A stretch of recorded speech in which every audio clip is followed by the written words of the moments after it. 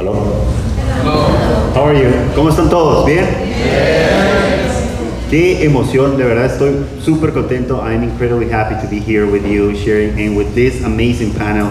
I feel privileged to have this particular conversation at this particular place. And believe it or not, this is very timely in my life. So thank you so much. I want to thank you for thanks to Iskali and everyone involved for this great opportunity. I'm going to introduce really quick myself, and then I'm going to pass it around for all the panelists to introduce themselves. Okay, my name is Adrian Rodriguez. I'm part of the Illinois Hispanic Chamber of Commerce. I run the technology side and innovation, artificial intelligence in particular. So our whole approach is to, within the Chamber of Commerce, is to empower the community through entrepreneurship, access to capital, and access to contract. Within the AI is to decentralize the public economy, allowing a small business to extract value from the value they create. The community carrying the wage of the community through AI, right? So with that, I'll pass it on to, first I'm gonna start with Giselle over there. Hi everyone, my name is Giselle Campos and I am first and foremost an Iskali community member. I am a part of the Consagrados community and I serve as the General Secretary for Iskali. Another part of my life that I will be sharing a little bit more upon today is that I am a teacher. I am a high school math and science teacher. And yeah, that's a little bit about me.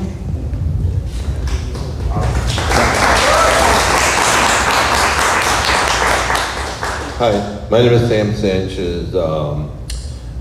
I've been married 36 years, 3 daughters, founder of Third Coast Hospitality, which is a number of restaurants and entertainment centers. Also founder of Solix Renewable Energy. Sat on the board of the National Restaurant Association, chaired the board for the Illinois Restaurant Association for 2 years during the pandemic. I'm here, it is an honor. I want to thank everyone for being here today and for the opportunity to speak today.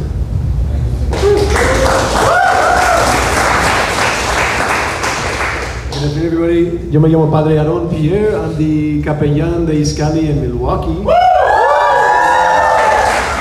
are my Milwaukee people at? Give me a hand raise. Yeah, let's go. Okay, we're here. Y también soy jesuita, sacerdote, and I'm right now serving as the párroco de 2 parroquias in Milwaukee, Our Lady of Guadalupe and St. Patrick's Parish. It's good to be with you all today.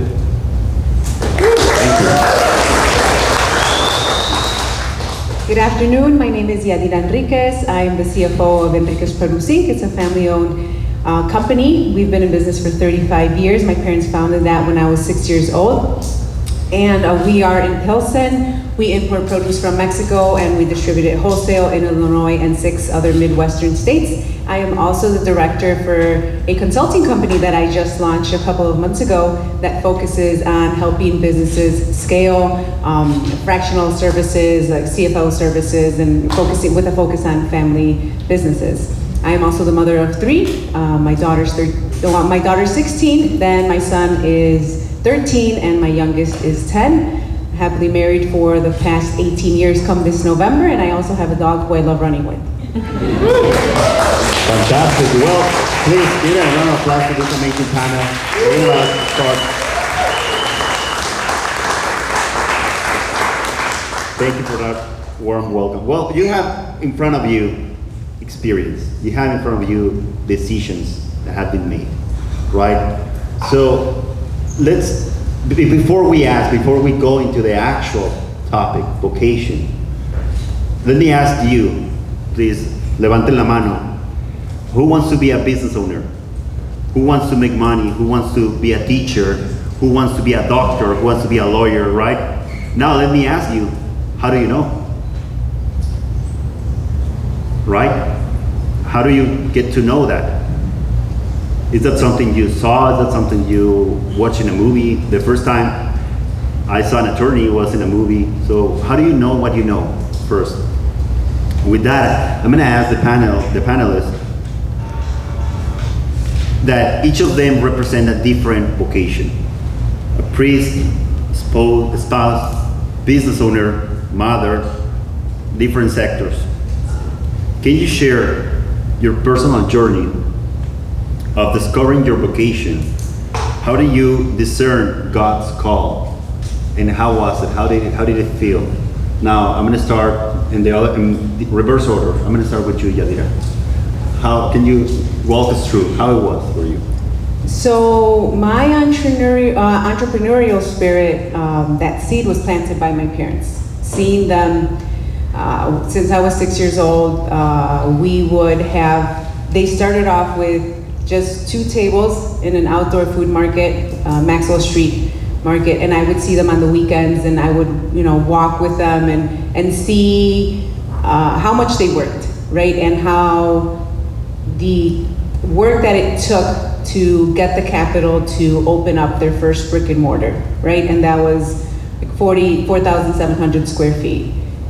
And throughout the journey, now we have over 102,000 square feet of warehouse space, right? So that was key in me seeing what I wanted to achieve and being able to grow up with them, and always having in the back of my mind, whenever I was in school, it was, I'm doing this because I need to get better at being better at math, at being better at reading, because my parents would come to me as immigrants from Mexico not knowing how to read certain documents because they were in English, or not knowing how to advocate for themselves and making business deals. So as the second oldest and the only girl in the family, a lot of that responsibility fell to me. So seeing their work and having that, my heart in wanting to help them grow, was what set me on my path. And a lot of people ask me, why do you want to go into consulting?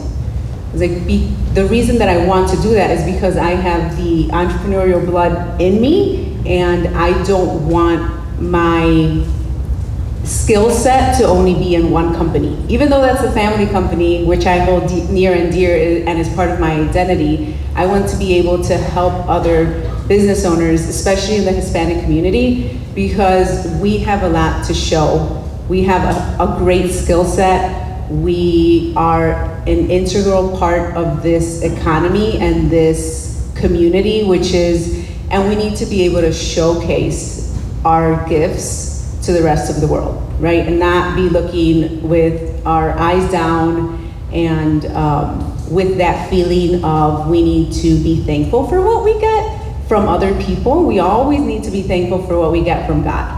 But I think from other people, we need to show that confidence that we have a reason to be here. Thank you. Father? Todos ustedes aquí me conocen como sacerdote, but I was this close to being a doctor instead of a priest. Throughout my childhood, my parents always said to us, you can be whatever it is that you want to be. And then whispered, not subtly afterward, was the only good profession is to be in the medical field, right? So for my whole life I was dreaming of that I would be a doctor and somehow prove myself that I could make it, I could make money, I could be somebody and do something good for the world.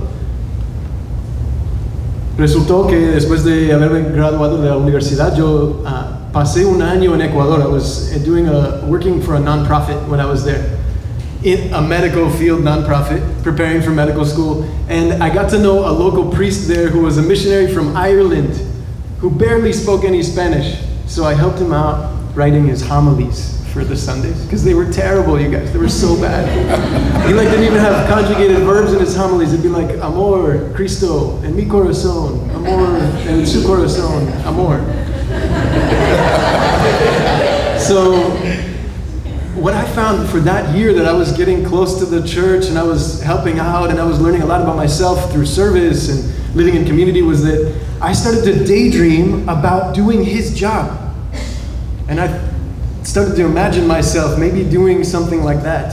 So I really encourage you, as you think about your vocations, Dios puede comunicarse con nosotros por muchos medios, por las voces de otros, pero también dentro de nuestros mismos imaginaciones, nuestros propios deseos. God speaks to us through our own desires too. So when I came back to the States, I was sitting there that spring with my acceptance letter to medical school and my application to the Jesuits to be a seminarian with los Jesuitas. And it felt like too much of an adventure to turn down. So I saved the spot in the medical school for a little bit. So I had a backup plan in case the Jesuits were crazy, no? And I jumped into the novitiate. Y eso fue a leap of faith. Pero empezó la aventura de mi vida, no? And there have been doubts and questions and confusions along the way. Every vocation goes through ups and downs, but sobre todo Dios me ha confirmado en esa decisión de que Él verdaderamente quiere que yo sea sacerdote y servir a tu comunidad de esta manera. And so I'm happy to be with you today. Muchas gracias por escucharnos. Gracias. Sam. I'm already in love with him. It's amazing. Yo nací en Chicago, pero fui criado en México, en el norte de México. So, viajaba y todos los veranos a Chicago, viajamos a ver a los familiares. I had a really, I wish I had an hour to tell you my story, an amazing story, because God has blessed me so much. So I always wanted to work. Didn't want to go to school, wanted to work. Not going to school made things a lot harder for me. I wanted to be an entrepreneur. As many businesses I tried, and many things I wanted to do, failed on many of them. One is that I wanted to do what I wanted to do, not what God wanted me to do. I didn't know what God wanted me to do. And part of my job, growing as an entrepreneur, is sharing with those who work around you. And that's I tell everybody one of the secrets of success is not measured through monetary and money only, but achievements. And some of the achievements are a great job, helping somebody else out, and achievement, being a parent, having a great family. Those are achievements. Those are the most amazing achievements in life. When I was 18 years old, worked whatever job I could work, because I didn't go to school. My boss told me, there's no way that you could have a family and a business at the same time. Your time cannot be divided between both of them. I wish he was alive, so I could tell him that he's wrong. I have the most amazing family.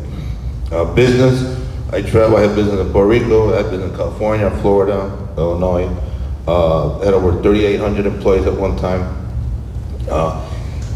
I chose this job as entertainment. I mean, being in the hospitality industry. One is that I said it was a temporary job. I said, I'm going to do this until I find a real job.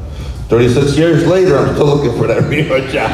But here we are. But throughout what I learned through this is that you surround yourself with people that care and want to share the same values. And those who are lost, you reached out to them and try to bring them together. Success provides you a lot of opportunities, not only for yourself, but for the people that surround you. And you have to be willing to share. You have to be willing to share, because that's what we're here for. And I'm going to tell you a real short story. Maybe about 15 years ago, I was complaining a lot to myself. I can't believe I take care of this person keeps calling me. And in a flash of a moment, God told me, he goes, okay, you don't want to be, ¿tengo que ser pastor? ¿Quieres ser oveja? I dije, well, wait. So, yo quiero ser pastor. I want to take care of people. I said, okay, you can go in the bottom and people can take care of you, or you can be a leader. I stopped complaining because I knew my job was to be able to share. And that's what opened the doors for me. And the more you share, and the more you help people, the life and the opportunity just opens. And that's why I didn't choose my life. I wanted to be probably an elected official. Oh, thank God I did not.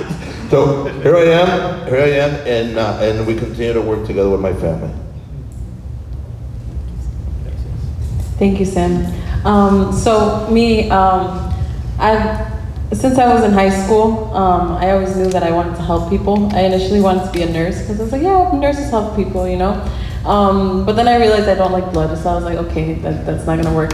So se presentó una oportunidad con mi sacerdote en la iglesia de ser una catequista. Things happened, I was observing and I was an assistant, y luego de la nada esa persona que fue la maestra decidió ya no ser maestra. Entonces me dejó la responsabilidad de cuidar a los estudiantes, los first graders. Y al principio dije, no sé, no creo que soy capaz, porque yo estaba a junior in high school. Pero dije, you know what, it's okay. Mi mamá es maestra, y dije, pues si Dios aquí me tiene, pues voy a hacerlo. Y me acuerdo que después de que le dije que sí, le llamé a mi papá y le dije, Dad, guess what? I'm going to be the teacher, and I'm going to get to make lesson plans, and I'm going to decorate the classroom, and I'm going to be with the students. And that's when I was like, oh, Lord, maybe teacher. So then my senior year in high school, that same year I took physics for the first time. My senior year I took AP physics because I just fell in love with it. I was like, this is so cool. And so then I was put with the decision as, am I going to be an elementary school teacher? I love, the crafts and decorations and the students and the little kids. Or do I want to pursue physics? I really fell in love with physics, and there was also that option of becoming like an engineer, or following that like science route. But one of the things that was just so clear to me in my senior year of high school was I could pursue physics, I can be an engineer, maybe I could even go to medical school. I had people say, ¿por qué quieres ser maestra? Like, you can do so much more. But the one thing that stuck to me was that the knowledge and the passion that I have for whatever it is that I want to teach, I cannot keep that to myself. It was like this call that the Lord was like, Giselle, tu responsabilidad es compartir lo que tú tienes. Y desde entonces decidí ser maestra. And as I've continued to grow in my professional career through Iskali, I'm so sure that is such a core part of who I am.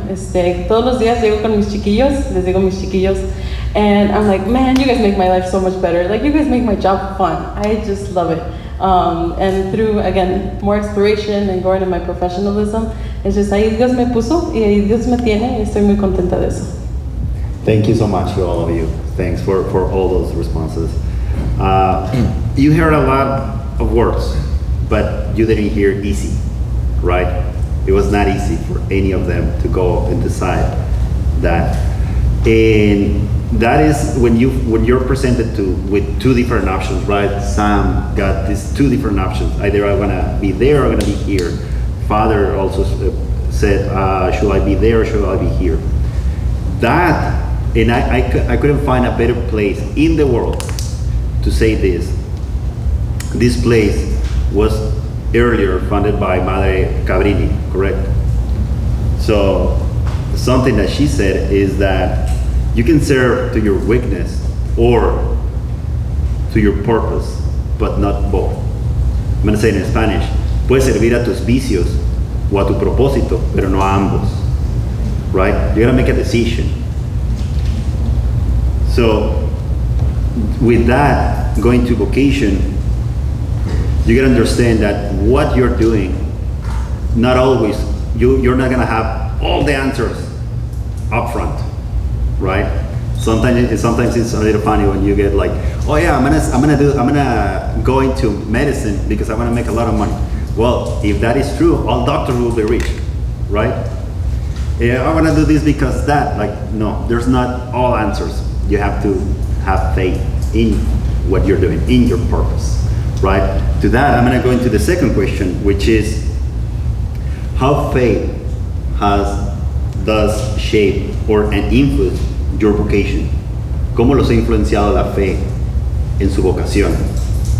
Can you provide a specific example of how your faith guides you in fulfilling your vocational responsibilities on a daily basis, right? This daily basis is important because sometimes you make a decision and you think it's forever, and yet that's fine, we can relax. I made a decision 20 years ago. No, that has to go every single day. So can you give us an example? I'm gonna start in the middle. Now, I'm gonna start with Sam. Sorry about that. No, that's okay. That's okay. It is for someone like me and many people who get challenged a lot. Faith is you struggle through faith at the beginning, and you wonder, am I doing the right thing? And not only until that you get corrected, because in life it's hard to correct yourself when you're lost. So you are corrected through challenges in life, and those challenges are things of obstacles to keep you on the road. Once you recognize those, once you recognize that those are the wrong road to go, and you compare it to the right road, you realize that your prayers and your parents' prayers, and they always said, what is the secret to your success? I said, my mom's prayers. My mom's prayers, and she prays 3 times a day, and we learn how to pray with her. My children, I wanted them, I want to force them into something, but now they found a church, so they're praying on their own. They realize that without faith you have no guidance, and you have to have guidance in life, either through parents, through faith, through friends. With that said, I mean, I have made many mistakes. Thank God, I mean, not bad mistakes, but financial mistakes. And you realize that, well, what did I do wrong? And what I did wrong is you lost focus. And focus is not only what you're doing, but faith has taught me that everyone, from the people that surround you, the people that work for you, and that's what brought us together. The faith brings the good people around you, keeps the bad people away from you. That's one of the things that I want to share is that without that, your struggle will never end. When you find that peace in life, you get up every morning and you think what you have, and what I have is great. My family is great, and I cannot be more blessed. My mom, my parents, and it all comes because that's where God wanted me. Because I learned to share, I learned to take care of everyone around me, not just my family, but every employee. And that's what makes us strong. That's the faith that I would always tell everyone, take care of everybody around you, and God will guide you. Thank you, Sam. Giselle? All right, so I did want to talk a little bit about my physics background, right? When I was in college, I was very, very much into my science studies, right? And a lot of times I'd be asked the question like, so you're studying physics, but you go to church? And I'm like, mm-hmm. And so this is a conversation that I learned to have with a lot of people. It's like, no, there is no disagreement here. My faith encourages my exploration of science. And all throughout my college years, when I was taking my classes, that's what it was, right? If anything, for me, science was a way to observe the creation that God gave us and the way that He made things to be. And it made me fall more in love with Him because I'm like, oh my gosh, like F equals MA, thank you, Lord. Like the way that He made it to be is just so calculated and so beautiful, and it left me no doubt with that He created things in a very particular structured way. Going into my actual teaching career, that has been such a big part of my journey. Porque cuando empiezas a dar clases, I'm like, okay, I'm going to teach them all these equations and all these things.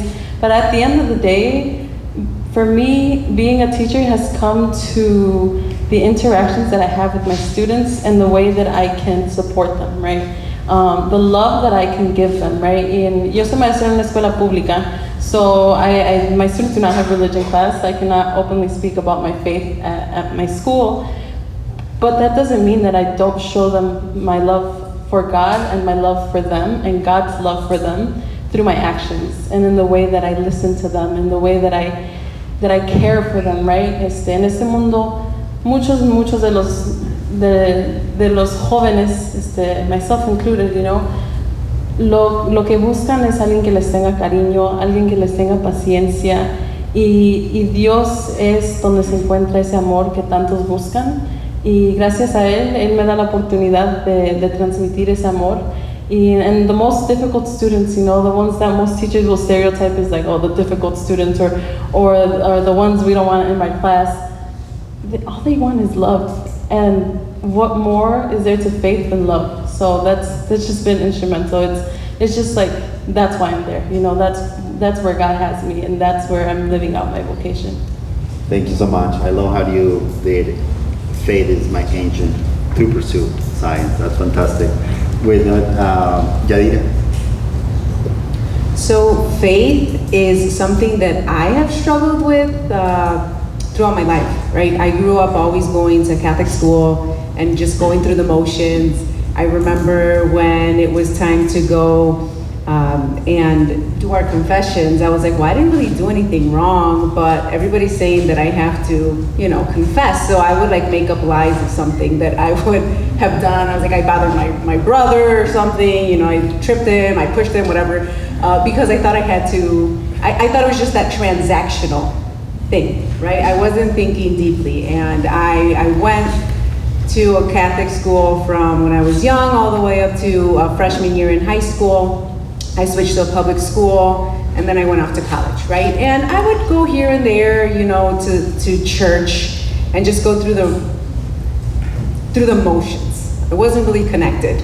And then something happened where I really distanced myself from the church, and I was really upset at everything that was going on with the Catholic Church and the children.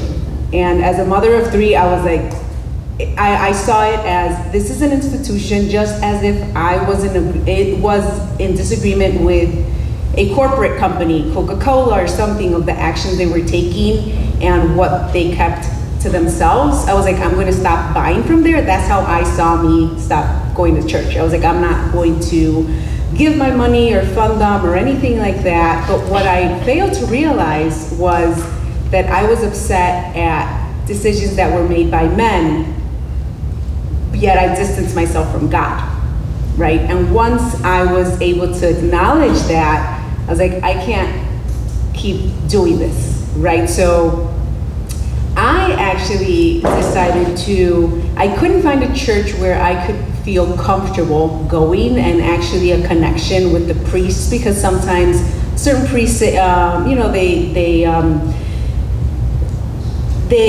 say, estás allí, and you're just not finding a connection. And por más que quieras poner atención, no está allí, y entonces empiezas a pensar en otras cosas. So then you're like, well, why am I in church if I'm not paying attention, right? So then this app comes out, Hallow, and it has the Lenten challenge, right, of connecting and on a daily basis, just connecting and praying.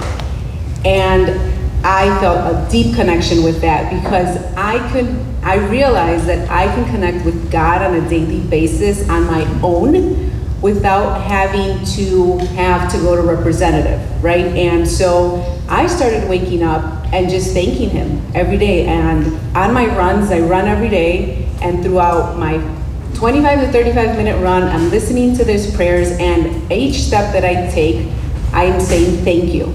And I'm saying thank you for everything, for the step that I'm taking, that I'm able to breathe. I'm looking at the trees, and sometimes I even like cry, because I'm like, God, this is you here. He's everywhere, right? So having that connection with him has helped me be open, be aware of the abundance that we have in our lives because of him, right? So the faith and I thank him that he didn't abandon me. He's always there, right?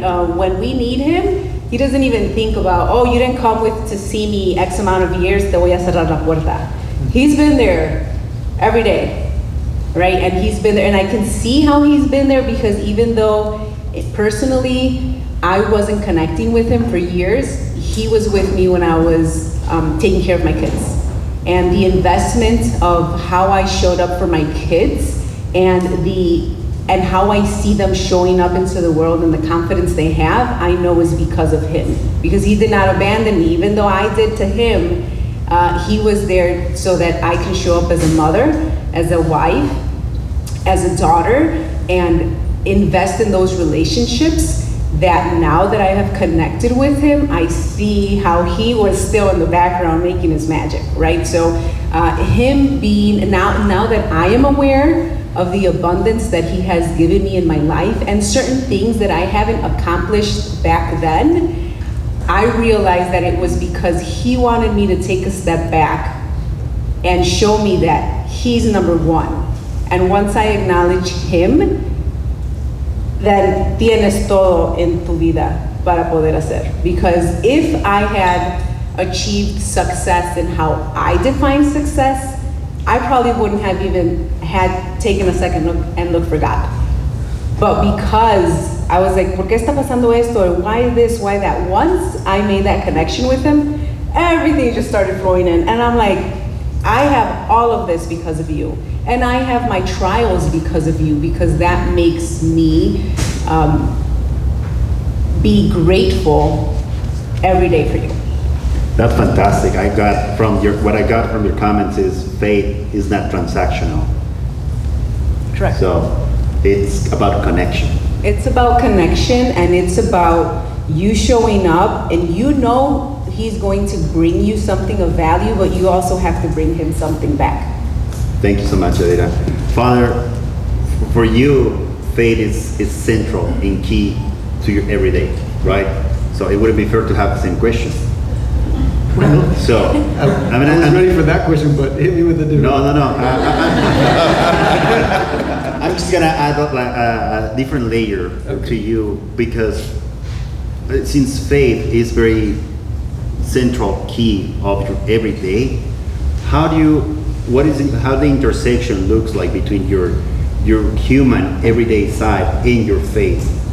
Because just because faith is the central key, you hear so many times the same concept, the same word. You go out and help us to make that people understand. How do you make sure to be on the edge all the time? Tell us a little about that everyday work that you have to do as a human. That's a great question. Thanks for giving me an advance. I have to be real with God. Like, real with what's going on in the everyday, inside me, and my fears, my excitements, my temptations, my joys. I think a lot of times there's a temptation to go through the motions of prayer y rezar como que pensamos que debemos rezar, like we do when we're kids. We get on our knees and we like imitate our parents doing the prayers. But if it's not real, if it's not authentic, if it's not lo que está sucediendo dentro de mí, then I stop getting fed myself too, no? So, a really important conversation I had with God that helped me in my vocation was in the second year of the novitiate, just before we take vows of poverty, chastity, and obedience for life, forever. I was really nervous. I was freaking out. I'm like 24. I don't want to commit to anything for a very long period of time, and here I'm vowing these like crazy vows forever. And the vow formula for the Jesuit says, I vow before you, God, the Most High, and the entire heavenly court. Imagínense, we're like calling on all the saints now, so you can't just be like, say those words and back out. So I was really nervous. And one moment in prayer, God was really direct and honest with me. He said this, Aaron, it's not about you. Which is kind of crazy to think about. My vocation? No, pues todo tiene que ver conmigo, no? It's my life, it's my vocation. And he's like, no, it's not about you. And that was so helpful for me. Like, la vocación, it's really not about you, okay? It's about how are we going to serve and give our lives away. Unless a grain of wheat falls to the ground and dies, it remains just a grain of wheat. There's nothing that comes from it. But if it falls and dies, then it will bear much fruit. And I think that's true for every single life up here. We give away our lives. We concern ourselves with others. We ask, what is it that your will is for my life, God? ¿Cómo puedo servirte a ti y darte toda la gloria? And then amazing things happen. And we can't even really take credit for any of it, no? La base de cada vocación es gratitud. Y lo he escuchado de cada uno de ustedes aquí enfrente. Sam, about your career and your family being a blessing to you. Giselle, when you study physics and look at science, like you're like, thank you, you know? Yadira, when you go out for runs and you pray in the morning, like gratitud just sale de ti, no? If we cultivate that spirit of gratitude, we recognize that everything in our lives is a gift. Todo es un regalo. Like we can't take credit for basically any of it, no? Like the breath we have in our lungs, the opportunities we have, the families that are in our lives. Y si alguien nos da un regalo grande, la única respuesta es gratitud al revés, ¿no? ¿Y cómo te puedo agradecer? So our vocation is us making of our lives a gift back to God. ¿Cómo voy a regalar mi vida hacia Dios de nuevo?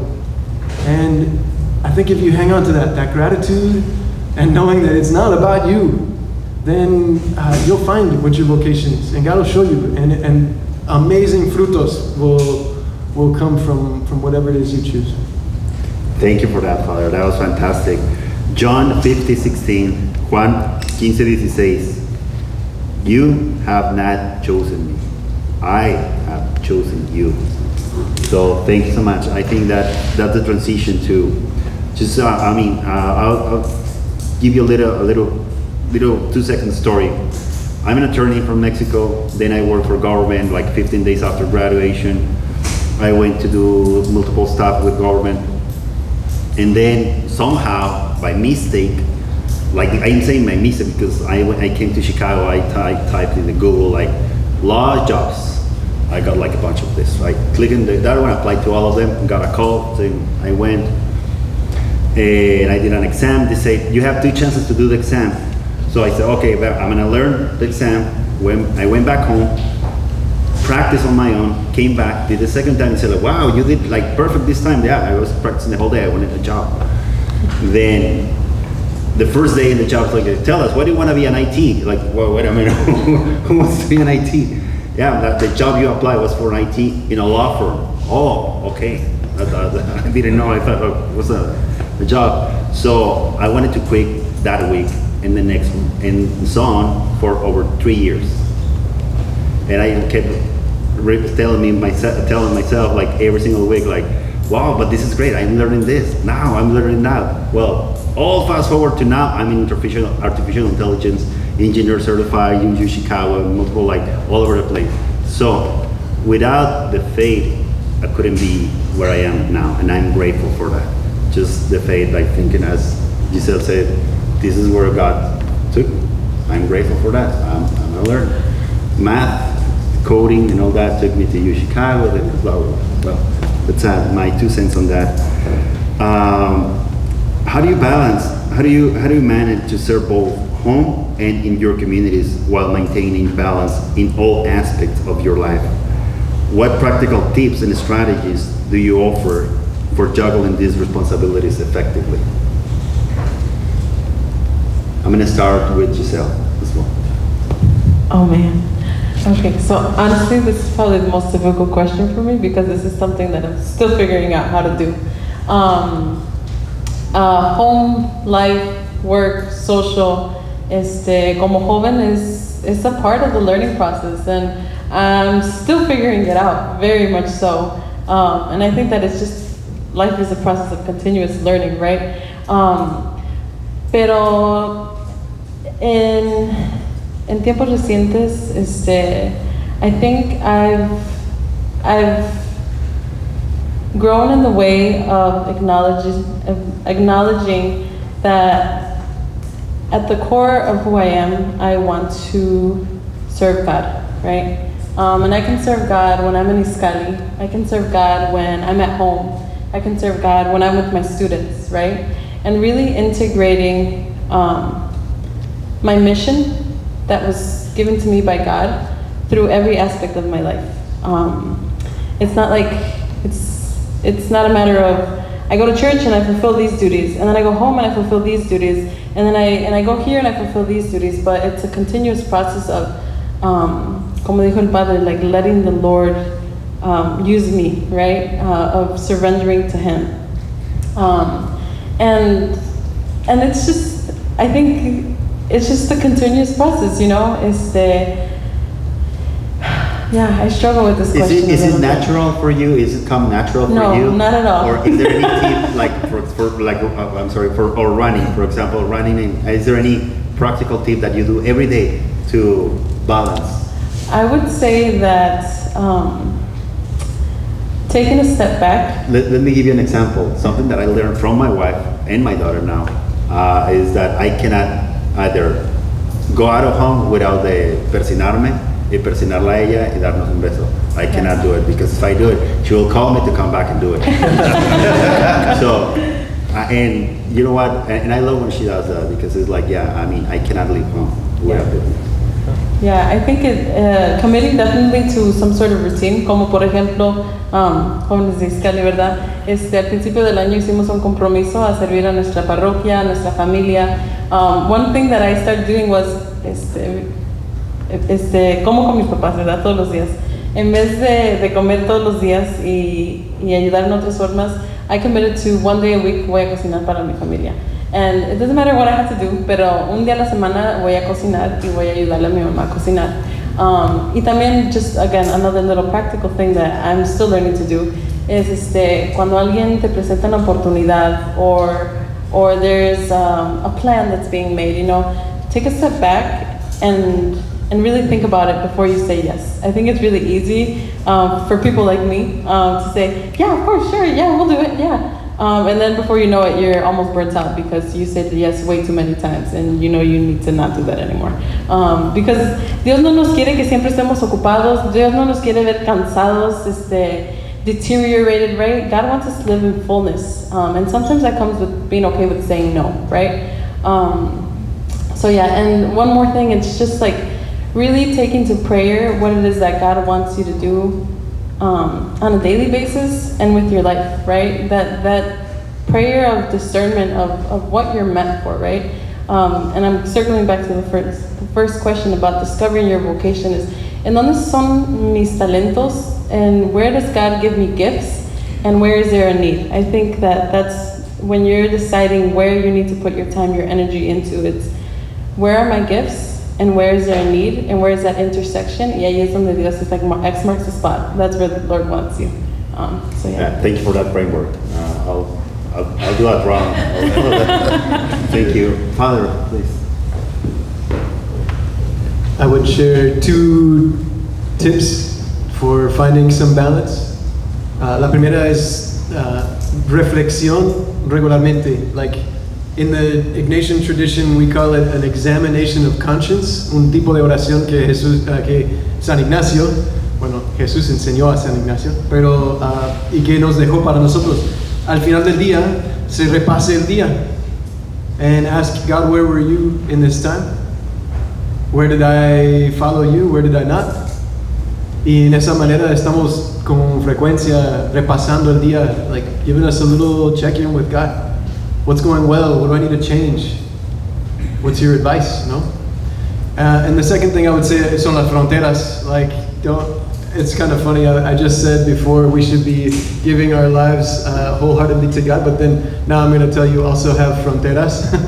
Like, I protect my time. In the 2 parishes that I serve could use up 100 hours of my time a week if I gave it to it. No? But todos mis feligreses en las parroquias saben de que el Padre no está disponible entre las 5 de la tarde y las 8:30 de la tarde en los lunes. Because my community gathers, we celebrate a mass together, we hang out and eat some like cheese plate, you know, because we're from Wisconsin, and then we like have dinner and we just chill. And like a couple of the guys are 85 and a couple are around my age, but like to me, eso es tiempo sagrado. And like, no matter what the event is, invitamos a Padre, he's gonna say no, because it's between that time and he's busy, you know?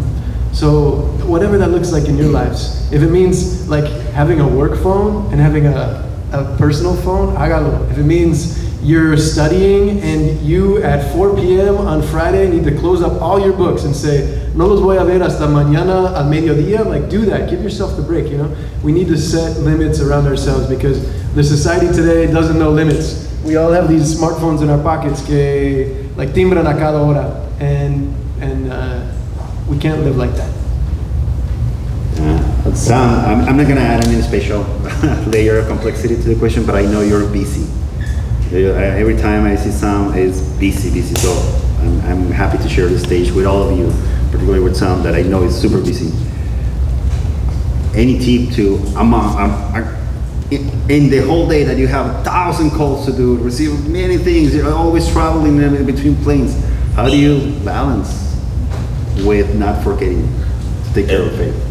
Thanks for the question. It's not easy. You know, it's had many challenges in my life. Since I was a kid, since I started wanting to be an entrepreneur, 16, 18 hours a day work, 7 days a week. That's how I started, 16, 18 hours a week. And throughout those years of working for someone else, and I did an advice that if you want someone to recognize your skills and your talents, you gotta showcase it. And I showcased it, and someone was able to recognize it and give me the opportunity. But try to balance it when you're real young. It's you're devoted 100% of it. But once you get married and you have children and you have your parents, it's important that you spend time. And when you have a family and they're very young, it's hard. And as I said earlier, and my first question is that one of my previous bosses said that it was impossible. And I wish he was there because it's not impossible. You make time, even through those 16 hours, 18 hours, you wake up at 4:30 in the morning every day, and you work all day. It doesn't matter what time, you set disciplines. You know, the father said, so discipline, this is what I'm gonna do today. I gotta make sure that I make time for everybody. I do travel a lot as I get older. My daughters grew up in the business. My kids were running around the restaurants when they were 3 years old, 4 years old with little aprons. So that was my time for me with my children on Sundays. They used to come and visit me at the restaurant. So that's how we made time. So we made time by them visiting me at work as we grow in business. Now we spend a lot of time. Now they're like, go and do something. So my daughters run the businesses with lawyers, entrepreneurs, restaurant owners, operators. We work together. We found that our business and our work were part of our life and part of our home. The same with my parents and relatives and friends. And you grow in that. You bring it all together. And when you're bringing this time together and business together, and you're growing, people around you grow with you. And this is so important that if you want to close yourself in a little bubble and say, this is my time, even if you're working in business, it's everybody else's time too. Because this is how everyone else learns. They learn from sharing time with you, sharing time with your family. My dad, I just got off the phone with my dad. My dad is 90 years old. He's gonna get mad at me. He's 89 years old. My mom's 92. And I just left my mom at home. I made some soup for her. Came here. My dad had come. He's a Mexican. He's working every morning. When my mom and dad are in Mexico, I call him on the phone and say good morning. I say, because you know what? Dad, you gotta share. These are the times you spend time with each other, either through the phone, through communication, with your kids, with your wife. He said you walk out, you gotta say goodbye. If you're not there, you gotta call. I travel in China a lot, and those hours are different, 15 hours. But I'll make sure I'm up when she gets up in the morning. Even if I'm sleeping, I'll wake up to say good morning. So how do you make time? You discipline. Definitely, if you set disciplines and you set goals, and I just mentoring someone this week, and he said, I have dreams. And I said, well, dreams are good, but do goals, because goals are achievable. Dreams are something that you wish you had. Goals are something you know you're gonna have.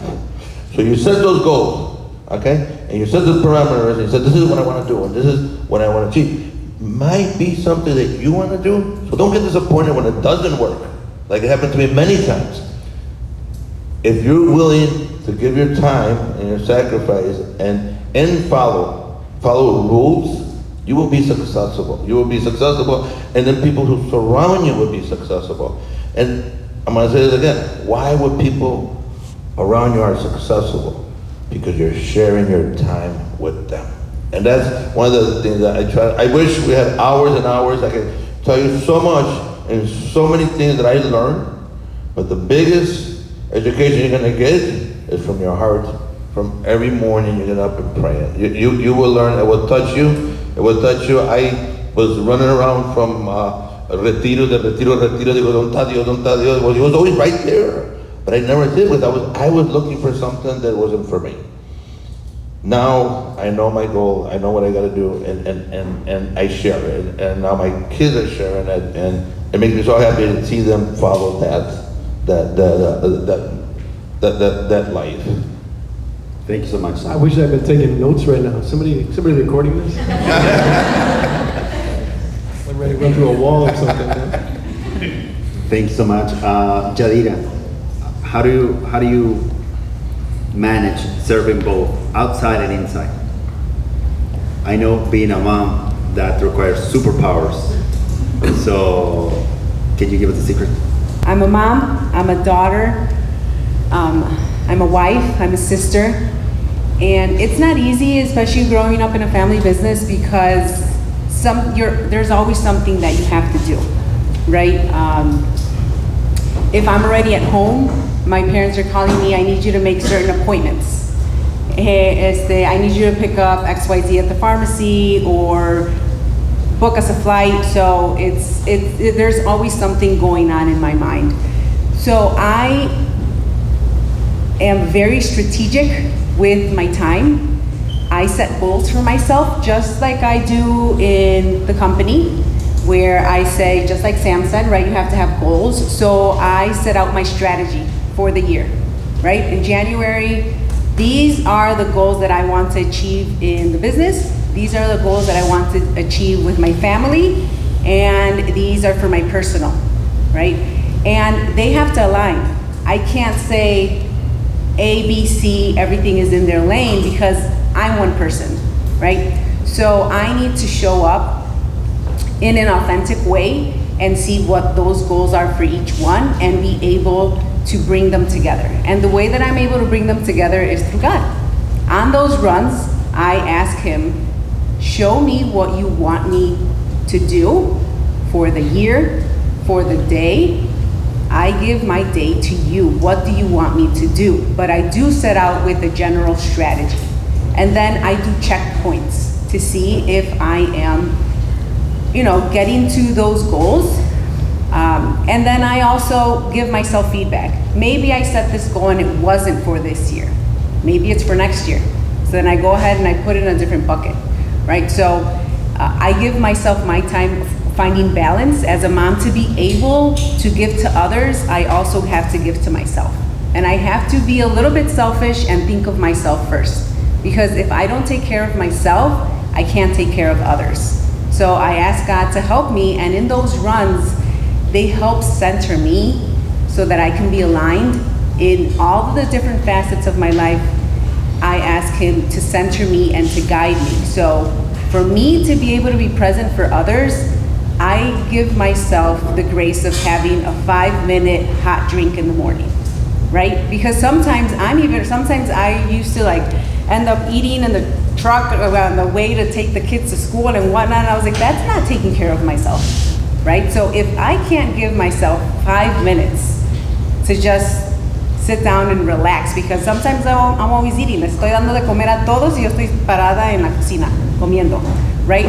So I need to be intentional with how I take care of myself, which is why I go running out every day. I also love strength training, and that gives me the outlets. If I'm stressed, if I'm feeling a little bit, that's my way of showing up for myself so that I can take care of myself in the long term. Thank you so much. I'm gonna speak loudly. Just now, actually, I'm gonna go to you. You at this point might have a lot of questions, insight, reflection. Please, I know there's a little awkward pause when I say do you have any questions? There's a 2-second pause. So do you have any questions? Is there anyone in the audience who would like to ask all these experienced professionals any question about their experience, how they do it.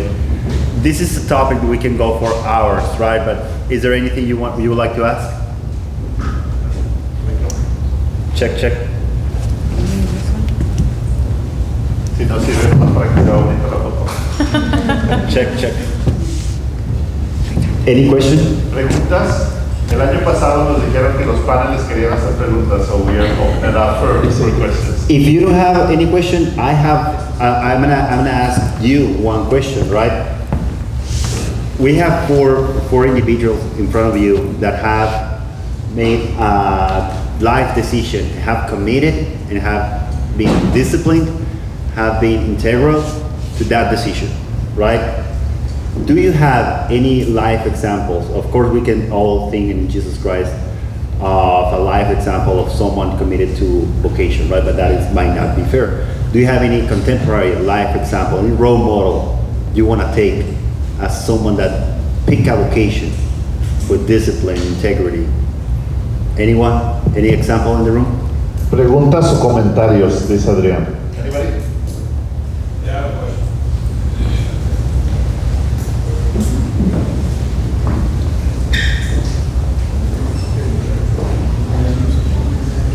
Yeah, so my name's Adrian Rodriguez. I'm a recent graduate from college. Well, it's been a year, but I didn't take any internships, when I was in college, and now I'm struggling getting opportunities without any past experience.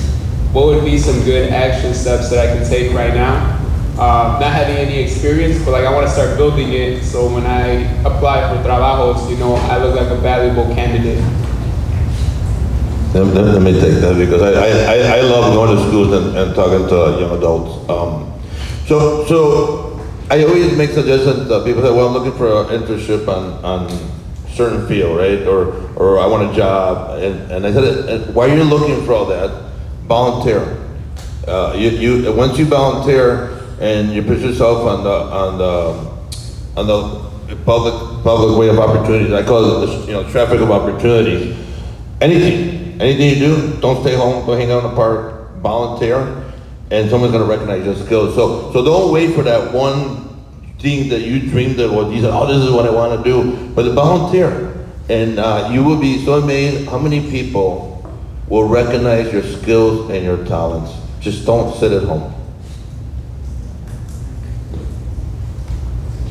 If I can also add to that, I know Giselle mentioned that it's really important to find what you're good at. A lot of times we have a hard time knowing what we're good at, right? Because God gave us those abilities ever since we were born. So that's our normal. And it's hard to recognize what we're good at because that's just been a part of who we are.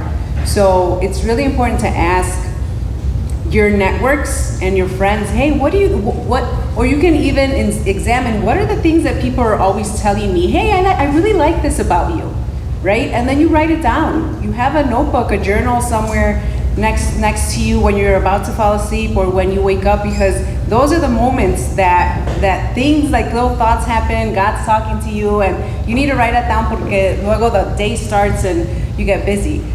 Right, but in terms of also volunteering, it's also going out and being vulnerable. And it's really hard to be vulnerable. So if you set the intention of networking, whatever it is, position or job or industry that you want to be in, see what networks work, what organizations are the best out there, right? Chambers of commerce, right? You can go out and talk to them and say, you know what, I'm new, I'm in the field. Where do you think, this is my goal for the next 5 years, where do you think I should place my time and efforts in to be recognized, right? So I feel that in Chicago, I don't really know Milwaukee, but in Chicago, we tend to be really nice when we do business. We're really welcoming amongst Latinos, amongst ourselves. We share, we collaborate. So I think that it's really easy to find somebody that is just there. You just have to do the work to reach out and say, hey, I need help. And there's people that can say, you know what, I might not know, but I know this, and they can connect you and at least make a connection or an appointment for you so that you can start asking questions, but always be curious, right? And we all have biases of where we see ourselves sometimes. Minimize those so that you can get out of your comfort zone and go to your next step. Eric, I'll get you the name and number of the vocations director for the Jesuits. We got a lot of job openings, okay?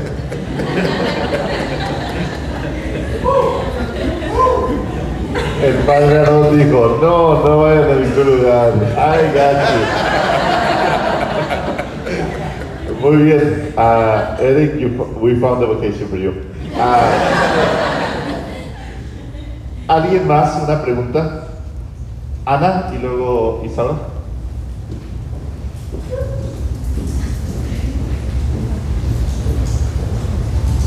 Hi. Steven? Oh. My name is Anna, stayed in Milwaukee. My question is more related to, similar to what you guys said about putting barriers when to say no, but also, how do you know that others are going to do something? So I think that's my main issue as to like, if I don't do it, then who's going to do it? And I know it might be stressful, but if I don't do it, nobody else will do it. So how do you deal with those situations? So I totally relate, Anna. Sometimes it's like, there's so much to do, you know? But one thing that I've learned is that it's really good to get to know the people around you and really hone in on their skills and delegate. Give people responsibility.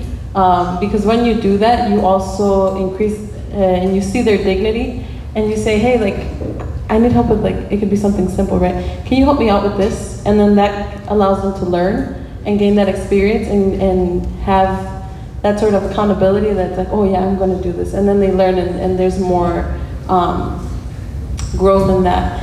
And also, I think it comes with the realization of like, there's certain things I'm not gonna be able to cover, right? It's like checking off like these 3 things, like these are the 3 things that I say I'm gonna commit myself to.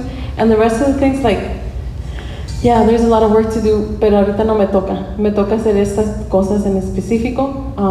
And if you really pray about the things that you're meant to do, you know that that's where God wants you and that's what you're supposed to do. Y lo demás, siempre va a haber problemas en el mundo que resolver, siempre va a haber cosas que hacer, pero enfocarnos en las cosas concretas y las, maybe like setting a priority of the things that we want to do.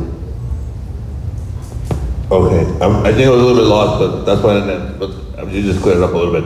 So if you're participating, someone else doesn't participate, is that what you're saying? Okay, so, and then as Pastor de Oveja, then you be the leader. You be the leader, 100%. God gave you the strength to be a leader, and He gave it to me. And since I was a kid, so as a little child, I wanted to work, and I wanted to work hard, and not everyone wanted to do what I wanted to do. I wanted to be working on the ranch with my dad. I wanted to be on the tractor. My friends wanted to play soccer. They wanted to be in the river. But there was always time for me to go and play soccer. There was time to also go swimming in the river. There was the time to go fishing. Okay, but my time was being a leader. So be a leader. If not everyone wants to do what you want to do, you're not going to convince everyone to follow you. But you just set an example. Be the leader. And lead people, because not everyone is para ser pastor. No todos somos pastor de ovejas, no todos. Pero cuando Dios te da ese trabajo y esa responsabilidad de ser pastor de ovejas, take it with a lot of pride and never complain like I did that one time until He opened my eyes. He goes, no, you want to be, ¿quieres ser oveja o quieres ser pastor? I want to be a leader. Be a leader and they will follow. I was just going to add something similar about leadership. Being a leader means inspiring people. It means providing support. It means delegating. It means following up, right? It probably means a lot more work the very first time you walk the person through the thing that you're hoping to not do yourself, but have somebody else do. But it's that investment that works down the line. I just celebrated my first year anniversary como sacerdote el 10 de junio de este mes. Thank you.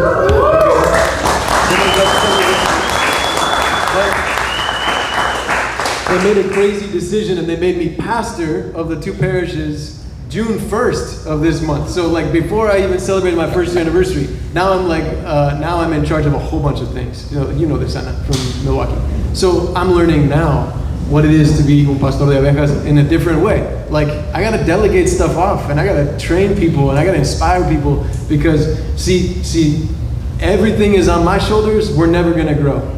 But if we pull in other people, incapacitar a otros líderes, then like the sky's the limit in our growth. And just adding to that, if you're strategic with who's in your network, who's in your family, who you can reach out to, like was said, right? You can see the growth opportunity for somebody else. Also, what I tell myself is like my rule of thumb is, if I say yes to this, what am I saying no to in the future? Right? So if you inundate your life with a lot of to-dos or a lot of responsibilities, yes, there's certain things that you are called to do because they align with your values, right? And I check that with my strategy for that period. But I also say and Sam can relate to this, there's so many networking events throughout the year. And there could be 2-3 different things on the same day. Well, you have to be intentional with which one you're going to say yes to. And I have to also check with, hey, how many events are on the calendar and are going to take away time from my kids, right? And so you show up and you say yes to the things that are going to bring value to you, and you can also bring value to, because if you show up to an event and you walk away and you're like, man, I didn't really help anybody today with me being here, then there was no point of me saying yes to that one, right? So it's also just having the checks and balances of your values and what it aligns with, and the purpose of Diosito, am I meant to be here, or am I meant to be here because my daughter really needs an hour of my time and I can best serve her today, as opposed to being at an event downtown. So that's how it's been helpful for me.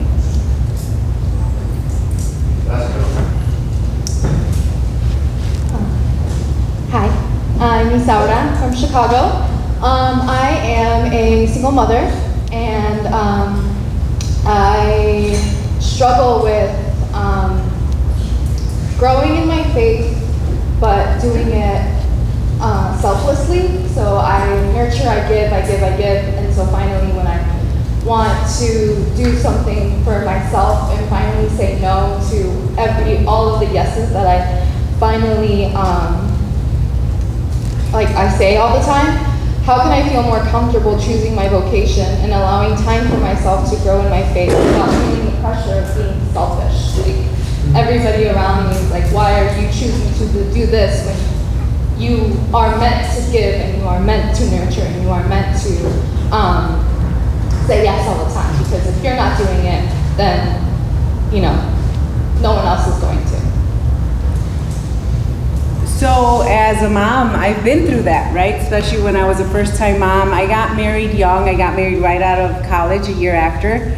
Graduated in 2005, and in 2006 I was married, and in 2008 I had my first one, right? So you learn as you go, but I think what helped me be able to say no to a lot of things was, what example am I setting for my child, right?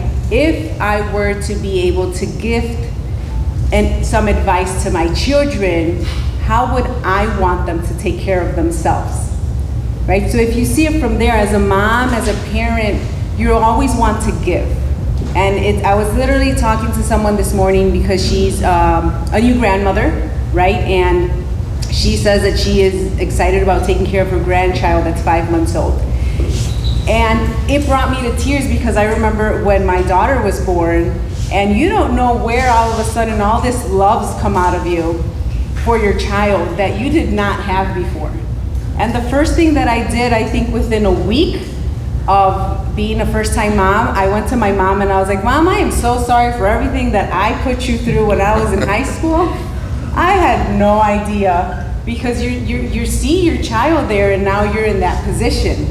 Right, so I think that being able to say no, right, is okay. You have to be okay with that. You have to ask God, and I literally do this every day, like Giselle said, surrender, right? I give my day to you, show me, right? And God wants you to be there for him in an authentic way. And then just saying yes to everything might not be authentic. You just want to make people happy, right? But the person, you should be happy with yourself, with God. And then I just say, it took me a really hard time to stop saying be selfish. It's not selfish. It's how am I making myself better to serve God, right? And to serve my child. Because God gave me a child so that I can help guide that child towards God, and towards that child is going to be the next vessel for God's work. So I saw it as, and how am I structuring and forming my child to do God's work, right? Because my purpose as a mother has always been, I want to be able to criar good citizens, good people, good humans. So how am I going to do that? Through my actions and through how I guide them. So you're not being selfish, you're being intentional with how you guide yourself and how you guide your children. I just say, no es posible dar y dar y dar y dar sin recibir, right? We have to feed ourselves. I love the image in the airplanes, and we all tune out during the anuncios de seguridad, or like safety announcements, but they always say, put the mask on yourself first before you try to help somebody next to you, no? Si tú estás ahogando and you're not feeding your faith and you're not finding that connection with God, then like, you'll have nothing left to give, no? So, I don't have any children, I won't, and so I don't know I don't know the challenge of it at all. I have many nephews and nieces, but so siento por ti. But I also know that God would never place more on you than you can handle and then you can breathe. And what he wants at every moment is to like alimentarte and like pour out blessings in your life. So make sure you're finding that time, that space, whatever it might be. 5 minutes of coffee, a run, a phone call to the people you love the most, whatever it is you need to keep alimentándote a ti mismo. You know, it's a hard life, not easy. I mean, even those who become successful in life, still the challenges are every day. There's never a day that doesn't go by without a challenge. But the challenge is, as the father said, is only what you can bear, not more, not more. Wanting more for you is normal. I mean, but I tell everybody all the time that they say, why do you keep working? Why do you keep working? And because once you have children, your number one job is to sacrifice yourself for your children like God did for us, okay? We sacrifice everything for our kids. Now, people ask me, go, well, you know, your kids are already working, and he goes, why do you keep doing it? I go, well, I'm gonna be a grandfather next month. I'm like, I gotta work harder and smarter now. I gotta work harder and smarter. It's a great life. Don't let challenges overcome you. They're just part of growing in life. You're gonna witness and you're gonna experience times that you will find yourself in a room like, what am I doing with my life? Well, you're learning. You're learning, and you gotta take every challenge in life and accept it. And accept it. You know what? Let me see how can I make this better. Go to a friend. Go to someone else. You have a beautiful child. Go to your child. I'm learning from my daughters. My daughters are running the business. Honestly, she's an amazing entrepreneur. I would not grow where I'm at this point if it wasn't my daughter. God gave you an angel that's gonna do the most amazing things in your life.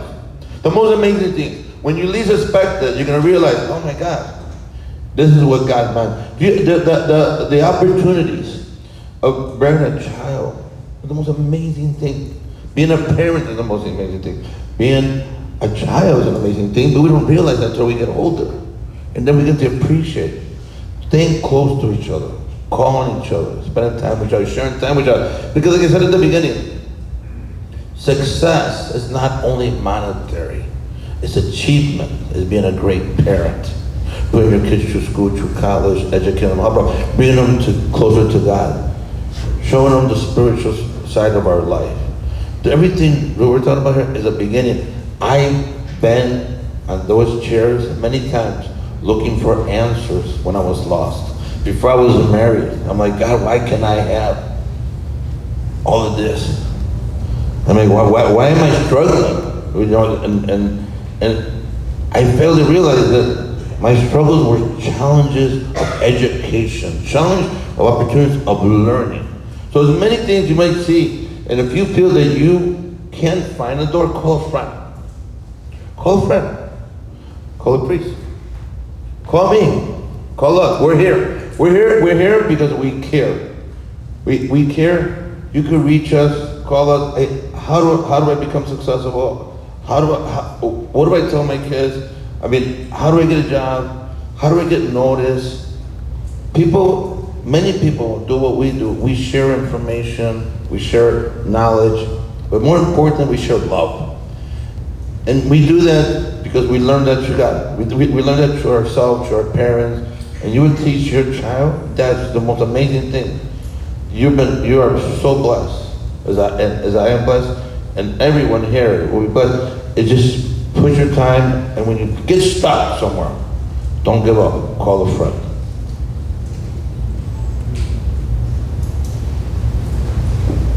Ahora sí, vamos a darles un aplauso como se lo merecen.